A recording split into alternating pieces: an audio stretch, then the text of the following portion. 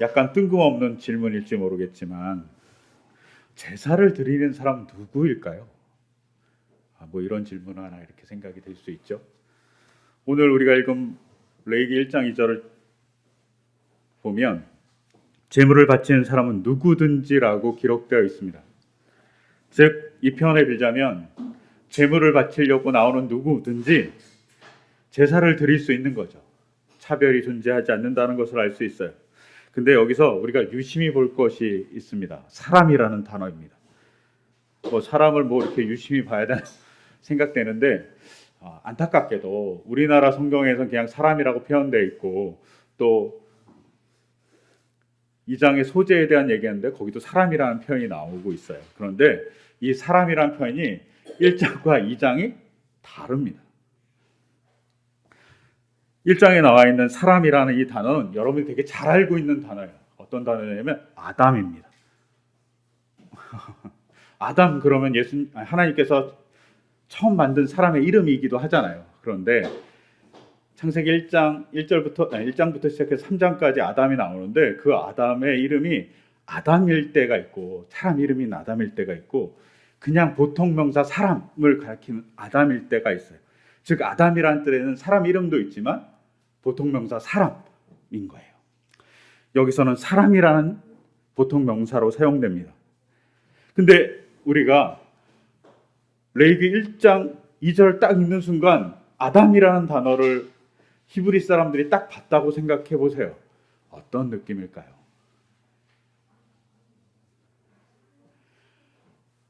히브리 사람들이 아담이라는 그 단어를 딱 보는 순간 가장 먼저 생각했을 건 여러분하고 되게 비슷합니다. 창세기 1장부터 시작해서 4장까지 나온 아담을 생각할 겁니다. 또한 더불어서 하나님께서 인간을 만드셨다는 것을 생각할 겁니다. 왜냐하면 창세기 1장을 썼던 그 저자와 레위기를 쓰고 있는 저자가 동일일 가능성이 많기 때문이에요. 같은 사람인 거예요.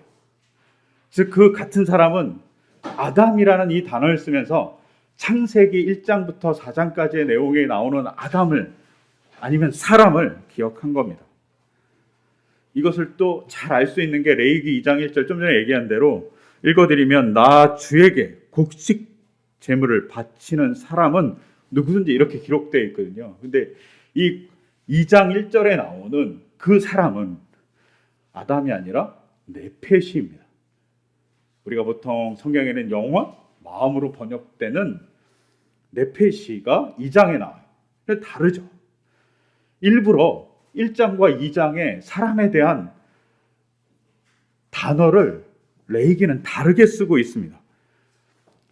아쉽죠.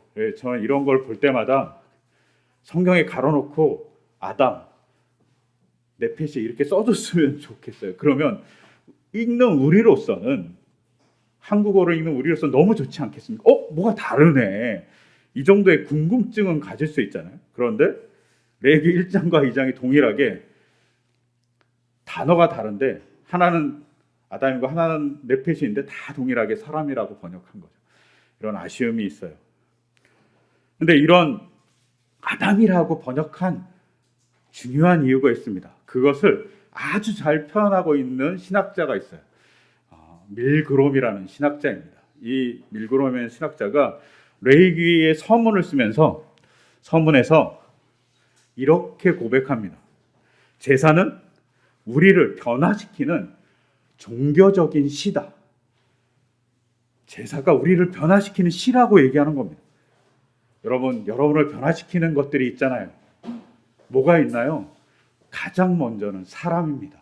우리가 누구를 만나냐에 따라서 변화되잖아요. 단적으로 우리 옆에 있는 남편과 아내가 있어요. 그 아내와 남편을 만남으로 우리는 엄청난 변화를 갖습니다. 하나님이 제사를 주므로 인간에게 어떤 변화를 주고 싶어 한다는 거죠.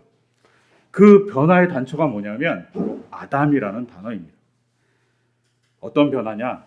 하나님이 에덴 동산에서 아담과 더불어서 즐겁게 보냈던 그 시간, 그 만남, 그 공간으로 인간을 변화시키고 싶어 한다는 겁니다.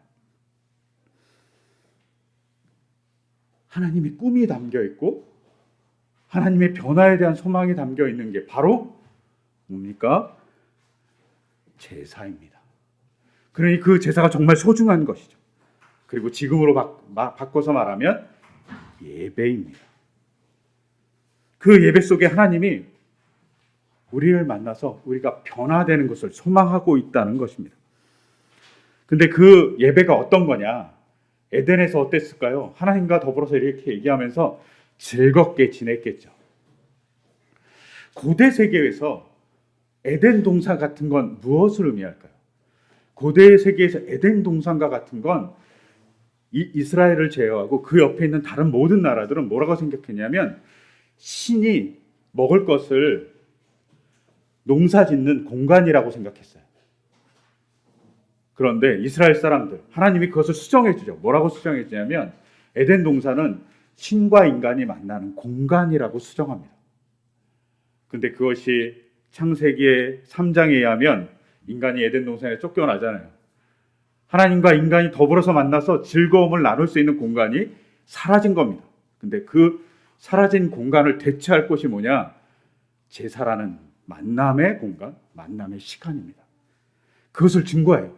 즉 제사는 어떤 면에서는 파티와 같아요. 어떤 파티냐? 우리 잘 알잖아요. 포트럭 파티라고. 사람들이 각 가정에서 자기가 음식을 준비해 와요. 그리고 공간을 빌려주는 사람은 공간만 빌려주거나 음료수 정도 준비하고 같이 와서 즐겁게 파티를 합니다. 하나님이 하늘에 있다가 땅에 내려와서 공간을 하나 만들어요. 회막이라는 공간. 그리고 이 회막이라는 공간에 인간을 초대하는 겁니다. 어떤 초대? 에덴과 같은 파티를 즐기는 초대를 하신 거죠. 그러니까 그 초대에 우리는 포트락 파티와 같이 뭔가를 조금씩 들고 가자는 거죠. 그리고 그 뭔가를 조금씩 들고 가는 그 모습이 뭐 같냐? 제사를 드리는 모양과 같다고 얘기하는 겁니다. 하나님이 그런 인간을 초대하는 모습을 잘 보여준 게 바로 아담이라는 단어인 거죠. 이 아담이라는 단어를 왜 쓰고 있냐? 창세기 1장 26절을 보면 이렇게 기록되어 있어요. 우리가 우리의 형상을 따라서 우리의 모양대로 사람을 만들자라고 기록되어 있잖아요. 근데 이때 사람이란 단어 자체가 아담입니다. 즉 하나님이 자기의 형상과 모양을 닮은 인간을 만나고 싶은 거죠. 어떻게? 에덴 동산에서 만난 것과 같이 회막에서 만나고 싶은 겁니다. 그리고 이런 만남을 향해서 밀그롬이라는 신학자가 너무 멋진 얘기 하나를 더합니다. 제사는 혹은 우리가 하나님의 말씀을 접하는 것은 무엇이냐? 일상적인 인간의 영역이 신적인 영역으로 변화되는 것이다 라고 얘기합니다. 하나님이 원하는 게 뭐냐면 인간의 일상적인 공간이 하나님의 공간인 에덴으로 변하는 것을 원한다는 겁니다. 근데 그 에덴으로 변하기 위해서 만들어 놓은 도구가 뭐냐면 바로 제사입니다. 우리에게는 예배인 거죠. 사람이 이렇게 변하는 것, 누군가를 만나서 좋아지는 것, 그것을 시도하는 것이 바로 제사라고 볼 수 있습니다. 제가 지난주 쭉 요새는 이제 인터넷 시대니까 기사를 쭉 읽다가 이런 기사를 봤습니다. 어떤 분이 공우석 박사라는 사람의 글을 읽었다는 거예요. 이분은 지리학과 교수입니다. 근데 이분의 글을 읽고 갈등이 되는 거예요. 자기는 이분대로 살 수 없으니까. 근데 공우석 박사가 어떤 사람이었냐면 지리학 박사로 되게 유명한 사람인가 봐요. 그런데 이분이 지리학을 공부하다가 보니까 자기가 끊어야 될 게 하나 생긴 거예요. 뭘 끊으셨냐면 커피를 끊으신 거예요. 자기가 지리학을 공부해 보니 커피는 열대 지역에서 자라고 그렇게 열대 지역에 자라는 커피를 만들기 위해서는 열대 우림이 훼손될 수밖에 없다고 얘기하는 거예요. 지금도 엄청난 수의 사람들이 커피를 마셔요. 근데 이 커피를 만들기 위해서 많은 열대 우림이 사라지는 것을 보면서 아, 나는 커피를 좀 덜 먹어야 되겠다 이렇게 생각하신 거죠. 매년 한 번도만한 면적의 열대우림이 사라진대요. 뭘 우리가 먹기 위해서? 커피를 먹기 위해서 사라진대요. 제가 이걸 읽으면서 정말 저도 찔렸거든요. 저도 매일 카페인의 힘으로 살아가니까. 근데 공석 박사는 지리학을 공부하다가 이것을 깨닫고 커피를 끄는 거죠. 근데 이 공석 박사의 책을 읽고 어떤 사람이 환경운동가인데 자기는 시골에 가서 살고 전기도 덜 쓰고 냉장고도 덜 쓰고 그리고 직장도 될 수 있으면 걸어가려고 하고 대중교통을 이용해서 가려고 하는데 자기는 커피는 못 끊겠더라고 얘기하는 거죠. 그래서 한번 끊어봤는데 3주를 못 버텼다고 얘기해요. 그리고 너무 먹고 싶어갖고 그냥 자기가 먹는 양의 반으로 줄였다고 얘기가 쭉 써 있어요. 제 이야기를 쭉 드리는 건 이 환경운동가인 이 한 사람이 책 한 권을 만나서 삶이 변하는 거예요. 자기가 보지도 않은 공우석 박사라는 사람의 글을 읽고 얘기를 듣고 삶이 변하는 거죠. 예배는 어떤 거냐면 하나님을 만나서 우리가 변화되기를 원하는 거죠. 어떻게? 그 지향점은 창조시에 만들었던 하나님과 부끄러움 없이 하나님과 즐겁게 하나님과 에덴 동산에서 거닐면서 이야기한 아담과 같이 변하겠다는 겁니다. 아니 그렇게 변화시켜 주겠다라고 아니 그렇게 너를 생각해서 만나주겠다라고 하나님이 얘기하는 것이 바로 제사입니다. 지금의 예배라고 할 수 있습니다. 우리가 그렇게 변화될 수 없죠. 근데 하나님이 그렇게 인간을 변화된 대상으로 만나고 그렇게 그런 변화로 이끌어 주겠다라고 얘기하는 겁니다. 그래서 레위기 1장 2절은 사람을 아담이라고 표현합니다. 2장에서 네펫이라 표현한 건 다음번에 얘기를 드릴게요. 이렇게 아담은 중요한 이야기를 하고 있는 거죠. 너희가 정말 귀한 존재, 귀한 존재로 내가 만나고 있어 라고 얘기하는 것이 예배 혹은 제사입니다. 그런데 이렇게 아담이라고 표현하고 있는 것에 더 혁명적인 이야기가 있습니다. 아니, 혁명 같은 진리 하나를 얘기합니다. 고대 세계에서 제사는 누가 드렸을까요? 고대 세계에서 제사는 누가 드렸냐면 남자가 드렸습니다. 여자들은 참석할 수 없습니다. 지금도 우리가 잘 알지만 유교에서 제사를 드리잖아요. 그러면 그 제사를 드릴 때 누가 드리죠? 다 남자가 드립니다. 작년인가 올해인가 뉴스에 태계 이황의 제사를 드릴 때 여자가 처음으로 참석했다고 막 엄청난 뉴스 보도가 나왔어요. 그 정도로 여성이 유교의 제사에 참여하는 일이 지금도 혁명적인 일이잖아요. 그런데 레위기 1장 2절은 그 혁명과 같은 진리를 남녀가 평등하다는 것, 남녀가 하나님을 만들 수 있는 동등한 입장의 사람이라는 것을 아담이라는 단어를 통해서 이야기합니다. 그것을 알 수 있는 건 창세기 1장 27절이에요. 제가 읽어드리면 이렇게 기록되어 있어요. 하나님이 당신의 형상대로 사람을 창조하셨으니 곧 하나님의 형상대로 사람을 창조하셨다. 하나님이 그들을 남자와 여자로 창조하셨다. 즉 아담이라는 이 사람이라는 이 단어에는 뭐가 있어요?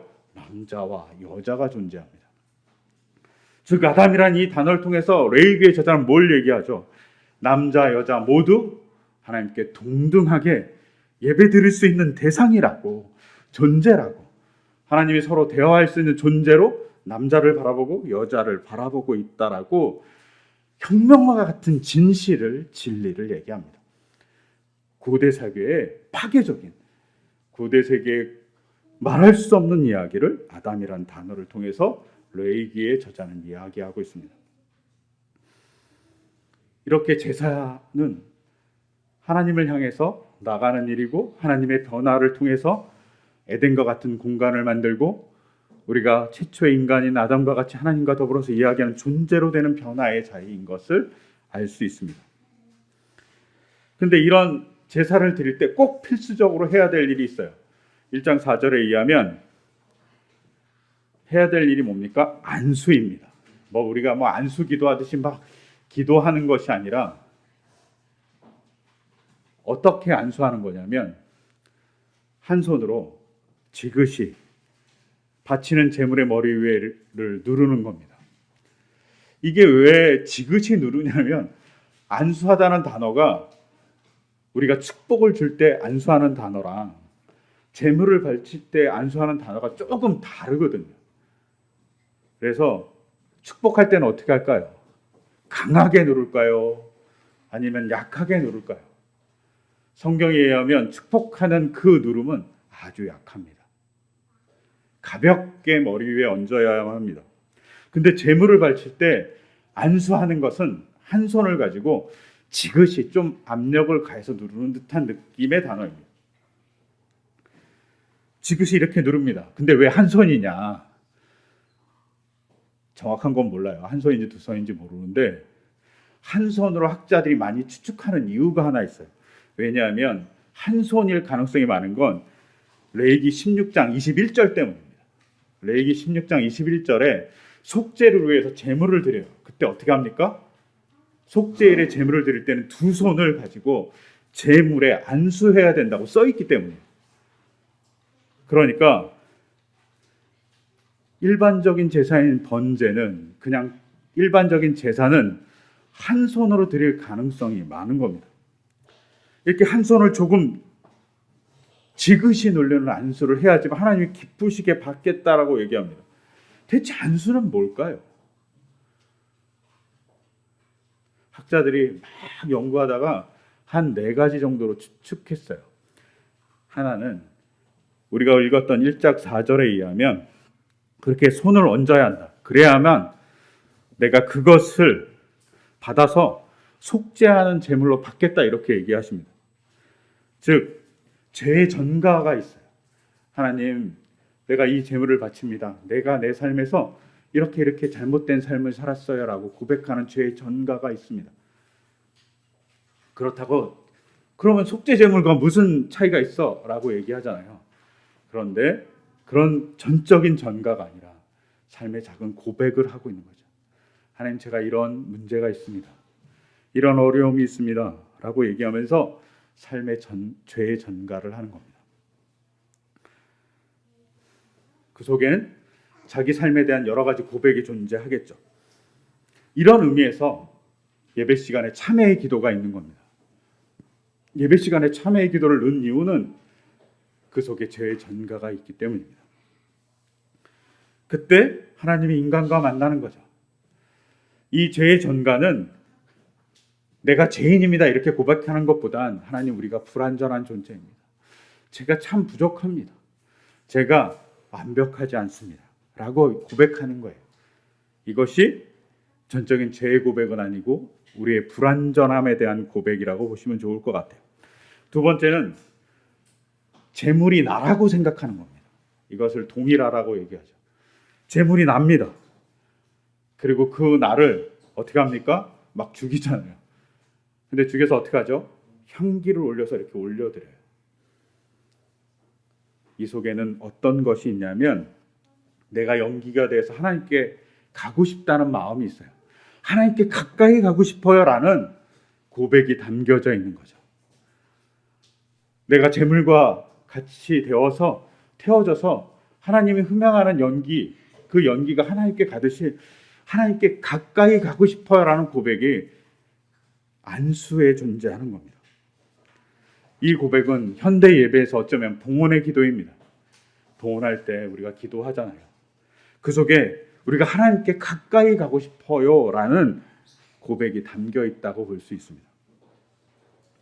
삶의 고백을 드리면서 드리는 거죠. 그리고 세 번째, 우리가 안수할 때 우리의 믿음의 순수함으로 안수한다고 학자들은 얘기합니다. 안수할 때 여러 가지를 고백하고 있는 거죠. 어떤 걸 고백합니까? 하나님, 우리의 소망이 있어요. 우리의 건강함이 훼손됐어요. 하나님, 우리에게 건강을 회복시켜 주십시오라는 간절한 소망을 담아서 믿음의 순수함으로 드린다는 것이죠. 하나님, 우리가 경제적으로 되게 어려워요. 그런 고백을 갖고 안수한다고 볼 수 있습니다. 하나님, 우리가 관계적인 어려움이 있어요 라고 고백하면서 안수한다고 볼 수 있습니다. 삶의 여러 가지의 아픔들을 가지고 고백하면서 제물을 드리는 거죠. 그 속에는 믿음의 순수함이 있습니다. 믿음이 없으면 드릴 수 없기 때문입니다. 하나님, 제가 온 마음을 들여서 이렇게 드립니다. 온 삶에 대한 내 아픔들을 고백합니다. 라고 하면서 안수의 과정 속에 이런 고백이 있습니다. 그래서 학자들이 뭐라고 얘기하냐면 두 가지로 크게 갈려요. 여기서 하나는 보통 제사를 드릴 때 침묵했을 거라고 생각해요. 그런데 밀그롬은 그렇게 생각하지 않아요. 밀그롬의 신학자는 뭐라 하냐면 이 안수의 과정에 자기 고백이 있을 거라고 생각합니다. 자기 소망이 있을 거라고 생각해요. 그래서 침묵이 아닌 자기의 회개, 자기의 간절한 소망이 안수의 과정 속에 있었을 거라고 얘기합니다. 저는 그런 면에서 밀그롬이 훨씬 더 가깝지 않을까, 더 합당하지 않을까 이렇게 생각합니다.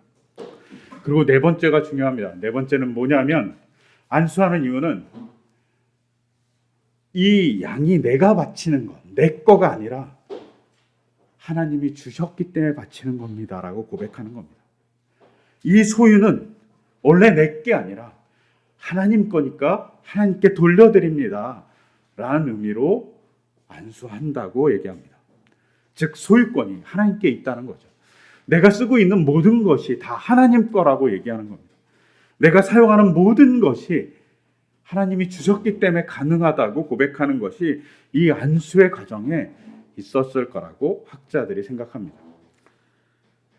네 개 중에 뭐냐라고 얘기한다면 전 네 개의 모든 것들이 혼재되어 있을 거라고 생각해요. 그런 고백으로 드리는 것이 바로 안수의 과정이고 안수를 통해서 하나님께 올려드리는 거죠. 그렇다면 그 안수의 과정이 어떤 거냐? 그리고 현대 예배에서는 어떤 거냐? 바로 우리가 이 자리에서 모여서 찬양하고 기도하고 그리고 고백하는 모든 과정이 바로 안수의 과정이고 안수한 제물을 죽이는 과정인 거죠. 여러분, 안수한 제물을 어떻게 하죠? 죽여요. 자기가 가죽을 벗기고 자기가 죽이고 자기가 각을 떠서 잘 타도록 각을 떠서 놔두면 제사장들이 이렇게 불태우는 겁니다. 좀 잔인해 보이죠? 그런데 이것을 조금 전에 파티라는 얘기를 했잖아요. 그럼 파티에 요리사가 자신이라고 생각하면 어떨까요? 파티의 요리사가 자신입니다. 하나님의 파티에 하나님을 대접하는 자로서의 요리사, 아니면 포트락 파티에 음식을 요리하는 요리사가 바로 예배를 드린 사람들인 거죠. 그리고 하나님과 더불어서 그 파티를 즐기는 사람들이 바로 하나님과 우리인 거죠. 그런 파티를 즐기는 그 즐거움으로 재물을 잡는 겁니다. 그리고 이 속에는 감사와 죄의 고백과 그리고 화해와 용서가 있는 거죠. 이 모든 과정이 사실은 예배를 혹은 제사를 드리는 과정입니다. 그리고 이 제사를 드리는 과정은 안수를 통해서 뭐로 표명됩니까? 바로 자신을 드리는 과정입니다. 예배는 그냥 드리는 것이 아니라 나 자신을 드리는 겁니다. 예배는 설교를 들으러 오는 것이 아니라 나 자신을 드리기 위해서 오는 것이 바로 예배입니다. 그래서 예배는 자신을 바치는 과정입니다. 현대 예배 안에서 이것을 어떻게 실현할 거냐? 현대 예배 안에서 이것을 실현하는 것은 우리 친구들이 잘하는 겁니다. 우리 어린 친구들이 찬양할 때 진짜 열심히 큰 목소리로 찬양하잖아요. 제가 마지막에 있었던 교회에 원로 목사님이 계셨습니다. 원로 목사님이 부목사들이 사고를 막 치잖아요. 대형 사고를 칠 때가 있거든요. 그 대형 사건 중에 하나가 이런 거예요. 선교를 갔는데, 농촌 선교를 갔는데 농촌 선교를 가기 위한 버스를 예약하지 않은 거예요. 대형 사고가 난 거예요. 저 선발대로 가 있었거든요. 전화 왔어요. 밤에 버스가 출발했는데 목사님 버스가 어디 있어요? 제가 버스 담당자도 아닌데 나한테 전화가 온 거예요. 제가 사무장님한테 버스 예약하라고 분명히 얘기하고 왔는데요. 그랬더니 사무장님이 안 하셨대요. 그걸 담당하는 목사님도 안 하셨다. 난리가 난 거죠. 그런데 그러면 화내실만 하잖아요. 담임 목사님 화내실만 하잖아요. 그런 거로 절대로 화내지 않으십니다. 근데 그 목사님 화낼 때가 있어요. 정말 불같이 화낼 때가 있어요. 언제냐면 예배 시간에 제대로 예배를 안 드릴 때, 예배 시간에 찬양을 제대로 하지 않을 때 불같이 화를 내시더라고요. 왜 그러셨냐고 여쭤봤더니 하나님께 드리는 거예요. 인간은 인간대로 실수할 수 있다고. 근데 하나님께 드리는 예배에서 그럴 수는 없다. 그건 혼나야 될 일이라고 얘기하시는 거예요. 그 말씀에 되게 감동했거든요. 우리 친구들이 되게 열심히 찬양할 때 즐겁게 부르잖아요.